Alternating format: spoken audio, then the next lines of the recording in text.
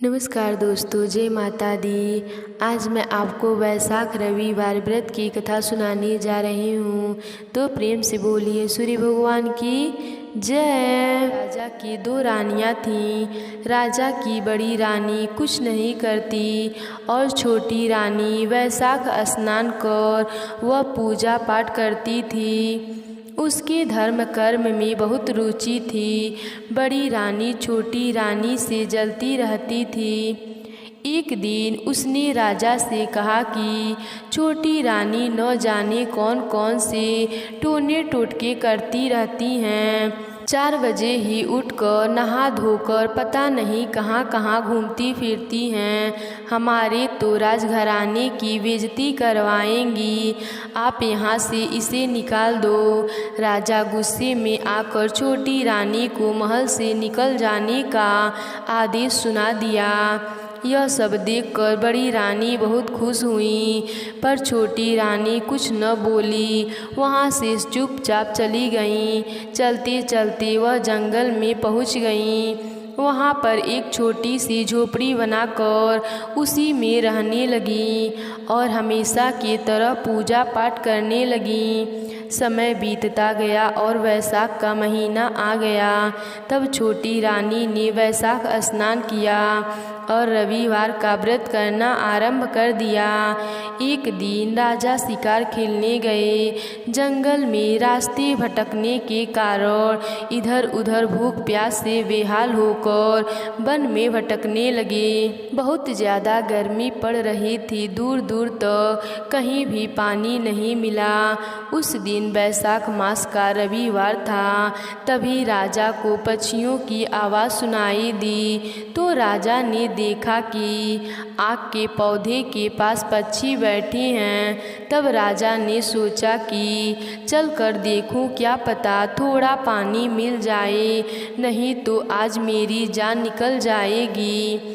यह सोचकर राजा वहां गए तो देखा कि आग के पौधे के नीचे गड्ढे में पानी पड़ा था और वहीं पर छोटी छोटी रोटी पड़ी थी। तब राजा ने उन रोटियों को खाकर गड्ढे से पानी पी लिया और वहां पर एक पेड़ के नीचे विश्राम किया।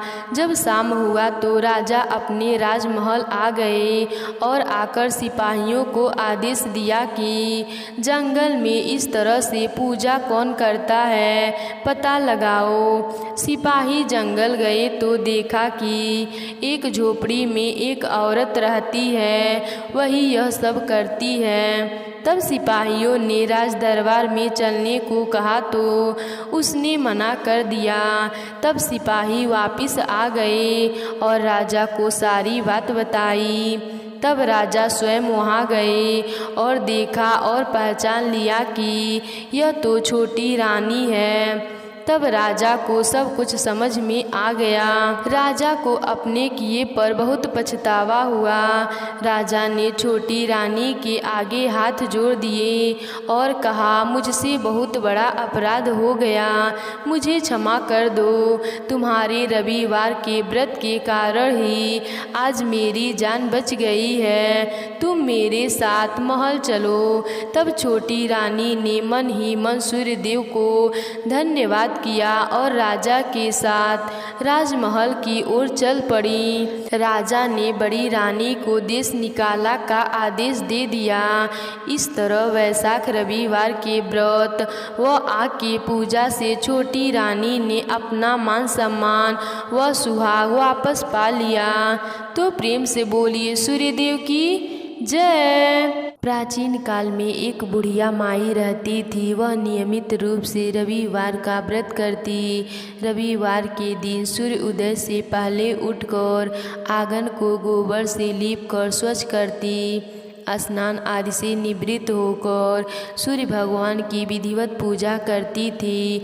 व्रत करती, कथा सुनती और सूर्य देव को भोग लगाकर ही दिन में एक बार भोजन करती थी। सूर्य भगवान की कृपा से बुढ़िया माई को किसी प्रकार का चिंता नहीं था।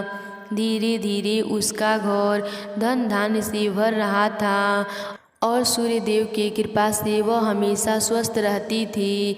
उस बुढ़िया माता को खुशी देखकर उसकी पड़ोसन उससे जलने लगी। बुढ़िया माता के पास गाय नहीं थी, इसीलिए वह अपने पड़ोसन के घर से गोबर लाती थी।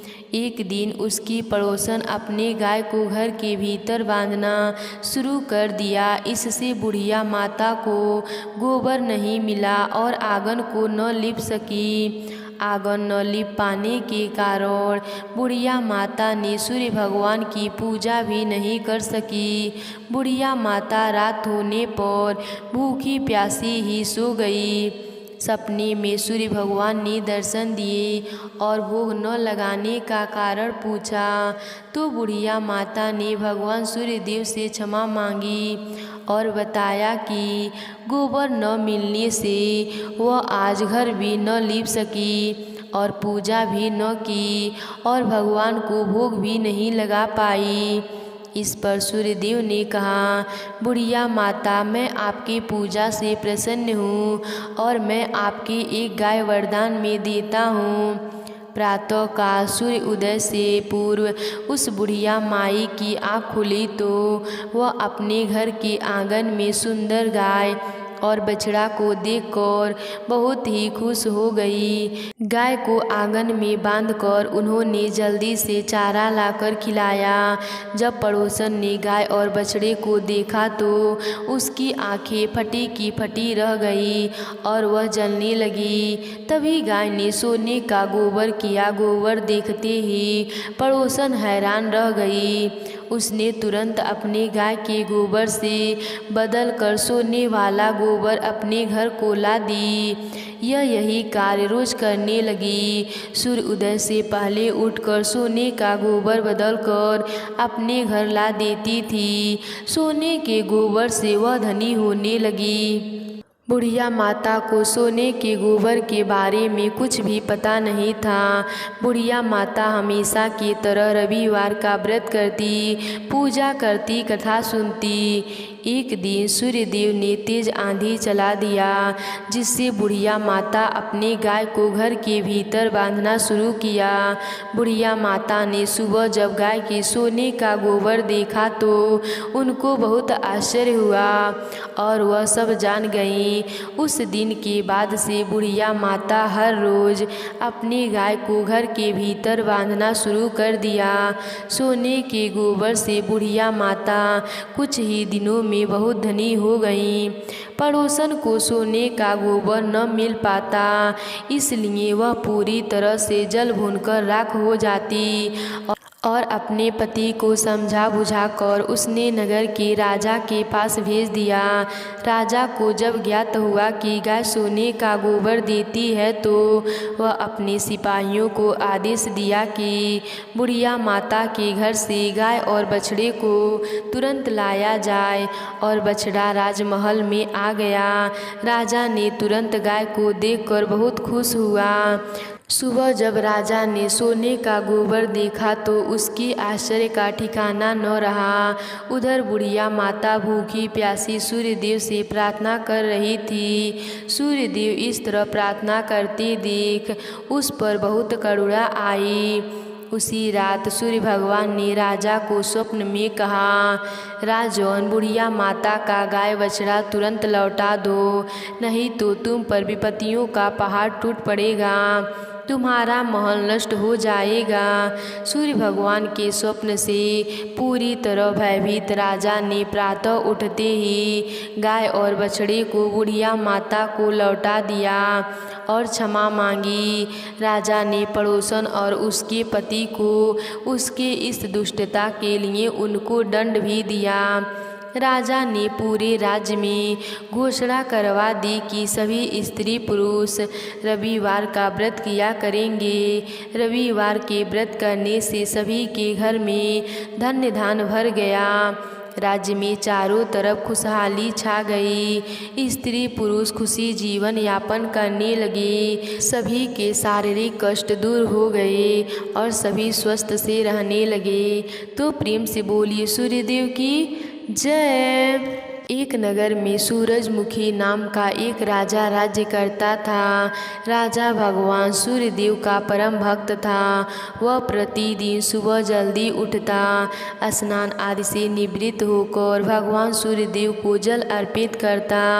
राजा सूरजमुखी अपनी पत्नी मालती व माँ से भी सूर्यदेव की आराधना करने को कहता, परंतु वह उसकी एक नहीं सुनती। राजा सूरजमुखी के जीवन का यह नियम था कि वह राज्य के प्राप्त होने वाले धन का कुछ हिस्सा अपनी माँ व पत्नी को देता, बाकी धन प्रजा के कार्यों के भलाई पर लगाता। राजा की माँ व पत्नी राजा से अत्यधिक धन की मांग करती। वह कहती, आप राजा हो और हम आपके धन पर पूरा अधिकारी हैं। उन दोनों को हमेशा धन की आलस में रहती। वह ना तो घर का कोई काम करती और ना ही पूजा पाठ में कोई ध्यान लगाती थी। उनकी इस आदत के कारण घर में भी कोई बरकत नहीं थी। राजा उन्हें बहुत समझाते पर उन पर कोई असर नहीं होता। धीरे धीरे उनके खर्चे बढ़ने लगे और एक समय ऐसा आया कि जब राजा द्वारा दिया गया धन उनके लिए कम पड़ने लगा।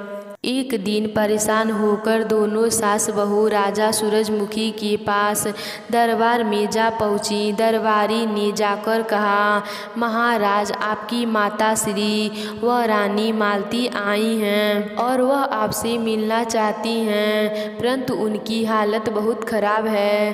राजा ने सोचा, आधा धन मैं उन्हें देता हूँ और आधा प्रजा के कार्यों पर खर्च करता हूँ, फिर भी उनकी ऐसी दशा कैसे हो गई। राजा ने उन्हें बुलवाया। दरबार में पहुंचकर माँ ने कहा, बेटा, हमारा धन तो खत्म हो गया, ना हमारे पास भोजन है और ना कपड़ा। राजा ने कहा, माँ, आधा धन मैं आप लोगों को देता हूँ और आधा प्रजा को देता हूँ, पर प्रजा इतनी सुखी है और आप इतनी दुखी हैं, इसका क्या कारण है। तभी राजा ने देव प्रेरणा से उन दोनों को समझाने के लिए एक तरकीब सोची। राजा ने अपनी माँ और पत्नी को खेलने के लिए एक चौसर दी और कहा, आप लोग कल से हर रोज़ 5 घरों में जाकर हर एक के साथ चौसर खेलना और फिर घर आकर घर का काम करना। अगले दिन बहू पहली पड़ोसन के पास गई और बोली, आप मेरे साथ यह चौसर खेलो। वह बोली, रानी साहिबा, मुझे माफ़ करना, मुझे पानी लेने जाना है। आप तो राजा सूरजमुखी की पत्नी हो, आपको क्या कमी है। हम अगर काम नहीं करेंगे तो खाएंगे कहाँ से। फिर वह दूसरी पड़ोसन के पास गई। उसने भी वही कहा, मुझे माफ़ करें, मुझे चूल्हा चौका करना है। तीसरी ने कहा, मुझे खेत में काम के लिए जाना है। चौथी पड़ोसन बोली, मुझे अभी पूजा पाठ करना है। पाँचवीं कहती है, मुझे बच्चों के लिए भोजन बनाना है, वह अन्य कार्य करने हैं। इस तरह वह सारा दिन इधर से उधर फिरी, कोई भी उसके साथ खेलने को तैयार नहीं हुआ। दिन ढल गया, वह घर आई। सास ने पूछा, बहू, खेल आई चौसर। बहू ने कहा, मेरे साथ खेलने के लिए किसी के पास समय नहीं है, हर कोई अपना कार्य करने में व्यस्त है। तब सास बहू ने विचार किया कि क्यों न हम भी सबके तरह सुबह उठकर पूजा पाठ करें, वह अपना काम किया करें। अगले दिन से ही दोनों सास बहू जल्दी उठकर स्नान कर राजा की तरफ पूजा पाठ करने लगी। सूर्यदेव को जल देकर कथा कहानी कहने लगी। वह घर के अन्य कार्य करने लगी और देखते ही देखते अब उनके यहाँ भी हर कार्य में बरकत होने लगी। एक दिन वे दोनों फिर से दरबार में पहुंच गए और माँ ने अपने बेटे से कहा, पुत्र, हम तो अब बहुत सुखी हो गए हैं। तुम जो धन हमें देते हो अब उसमें बहुत बरकत होती है। तुमने हमारी आंखें खोल दी और सूर्यदेव की कृपा से अब हमें अन्न धन की कोई कमी नहीं है। तब राजा सूरजमुखी ने अपनी माँ व पत्नी से कहा, धन चाहे कितना भी हो, अगर हम आलस करेंगे तो वह बढ़ेगा ही नहीं। घर का कार्य करना चाहिए, पूजा पाठ करना चाहिए। दान धर्म करने से धन तो बरकत होती ही है, साथ ही आत्म की शांति भी प्राप्त होती है। हे सूर्यदेव, जैसे आपने उन पर कृपा करी वैसे ही अपने सभी भक्तों पर अपनी कृपा बनाए रखना। तो प्रेम से बोलिए सूर्यदेव की जय।